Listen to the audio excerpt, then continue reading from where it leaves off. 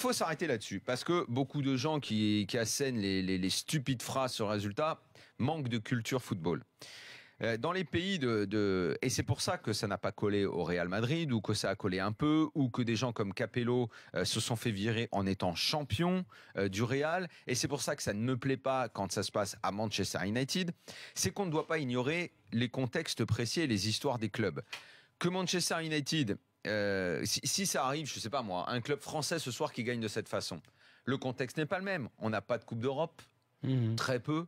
Si c'est Lyon, par exemple, ils font un match de merde en finale. On est content. Mais on est content. C'est leur premier titre, ils en ont pas. Ils arrivent, ils écrivent une ligne. Manchester United, c'est un énorme club. Des Coupes d'Europe, ils en ont plein. Et ce soir, en plus, ils font le fameux genre on a gagné les 3. Ouais.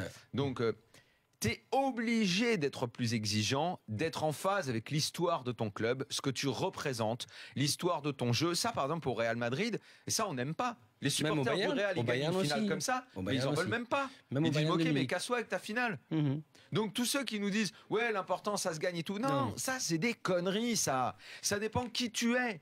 Qui tu es, quelle est ton histoire, qu'est-ce que tu as fait. Et quand, en plus, tu as un budget à ce point pharaonique, le mec, il vient pas au stade.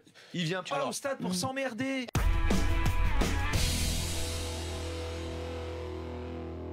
Les propriétaires en ce moment, ils sont en train de faire sauter les bouteilles de champagne. Ouais. Parce que la seule chose qui les intéresse, c'est le pognon qu'ils vont gagner grâce à la Ligue des Champions, point barre.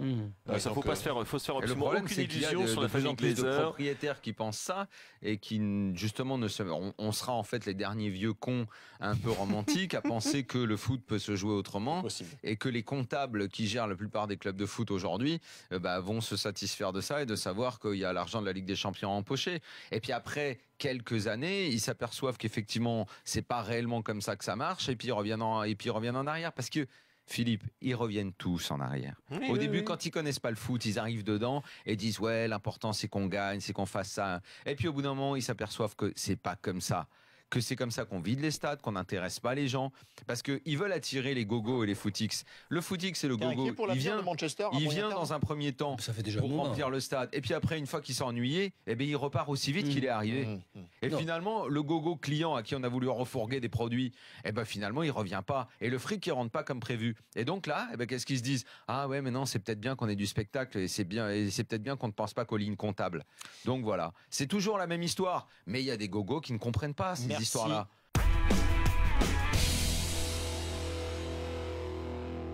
Il est parti de la base, il a fait un travail sur le long terme dans le même club, qui plus est, il est portugais, donc il connaît la mentalité, il est resté longtemps dans ce club et il a eu des résultats.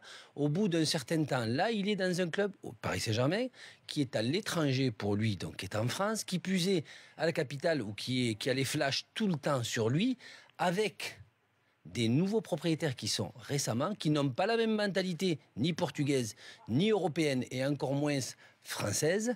Et donc, je pars sur le principe que s'il pense qu'il va venir en peu de temps avoir 100% de qu'il va pouvoir faire ce qu'il veut avec les Qataris en tant que propriétaire, je dis non, il ne l'aura pas. Donc, le travail qu'il a fait à Porto, il ne pourra pas faire le même. C'est pour ça que je n'arrive pas à comprendre qu'ils sont allés chercher un directeur sportif qui a un réseau, c'est une chose, mais qui a fait un très bon travail à Porto sur plusieurs années.